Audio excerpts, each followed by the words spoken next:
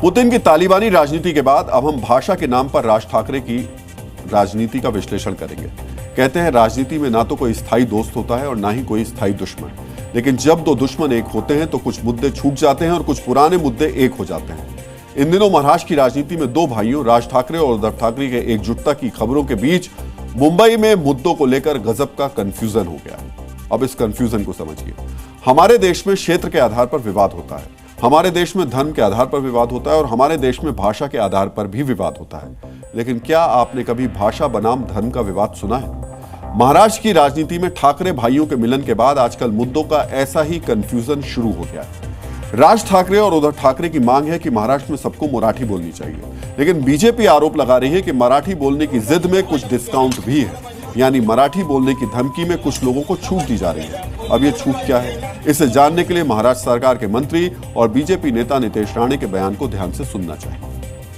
एक हिंदू को मारा गया है तो मुझे बोलना है कि इतनी हिम्मत जाके नल बाजार और मोहम्मद अली रोड में दिखाओ ना। वो जो दाढ़ी वाले और गोल टोपी वाले क्या मराठी में बात करते क्या? शुद्ध मराठी में बात करते हैं क्या?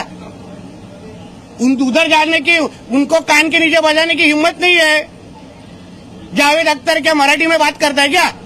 आमिर खान क्या मराठी में गाता है क्या? उधर उसके मुंह से मराठी निकालने की हिम्मत नहीं है। ये गरीब हिंदू को क्यों मारने की हिम्मत कर रहे हो? ये सरकार हिंदू ने बिठाई है, हिंदुत्व विचार की सरकार है, इसलिए इस तरह की कोई भी अगर कोई हिम्मत करेगा तो हमारी सरकार भी तीसरी आंख खोलेगी। नितेश राणे के बयान के बाद मराठी भाषा की लड़ाई अब हिंदू मुस्लिम विवाद बन चुकी है। हालांकि इस विवाद के बीच महाराष्ट्र के मुख्यमंत्री देवेंद्र फडणवीस ने भाषा के नाम पर गुंडागर्दी करने वाले लोगों को कड़ी चेतावनी दी।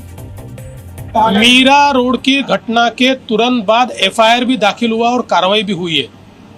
इस प्रकार से कोई भाषा के आधार पर गुंडागर्दी करेंगे तो हमारी सरकार उनको छोड़ेगी नहीं, उनके ऊपर कार्रवाई करेगी। मैं वापस कह रहा हूं, स्वभाषा का अभिमान होना चाहिए, मातृभाषा का अभिमान होना चाहिए, पर उसको आगे करके अगर कोई गुंडागर्दी करेगा तो सहन नहीं किया जाएगा। सवाल यह है कि जब कई वर्षों से मुंबई में भाषा का मुद्दा खत्म हो चुका था, फिर अचानक से विवाद क्यों शुरू हो गया? इसे समझने के लिए आज आपको एक कविता की 2 लाइन जरूर सुननी चाहिए। लगता है फिर से चुनाव आया है, जाति धर्म और भाषा का प्रचार आया है। अगले कुछ महीनों में मुंबई में बीएमसी का चुनाव होने वाला है। इस बात की पूरी संभावना है कि इस बार बीएमसी का चुनाव अक्टूबर-नवंबर में बिहार चुनाव के साथ हो। बीते 25 वर्षों से बीएमसी का चुनाव शिवसेना जीतती रही है, लेकिन शिवसेना के टूटने, एकनाथ शिंदे के अलग होने और बीजेपी के साथ आने की वजह से इस बार उद्धव ठाकरे के लिए चुनाव जीतना बेहद मुश्किल माना जा रहा है। इसी तरह से राज ठाकरे का पिछले साल विधानसभा चुनाव में पॉलिटिकल ग्राफ बहुत नीचे चला गया। राज ठाकरे के बेटे भी चुनाव हार गए थे। 2005 में शिवसेना छोड़कर महाराष्ट्र नवनिर्माण सेना बनाकर नई राजनीति करने वाले राज ठाकरे 20 साल बाद राजनीति के हाशिए पर हैं। ऐसे में ठाकरे भाइयों की एकजुटता और मराठी मुद्दे पर डबल सपोर्ट दोनों पार्टियों को बीएमसी की जीत का आसान बना सकता है। क्षेत्रीय पार्टी के तौर पर भाषा विवाद से ठाकरे भाइयों को फायदा हो सकता है, लेकिन बीजेपी जैसी राष्ट्रीय पार्टी को भारी नुकसान हो सकता है। बिहार, उत्तर प्रदेश सहित पूरे हिंदी भाषी राज्यों में बीजेपी आज सत्ता में है।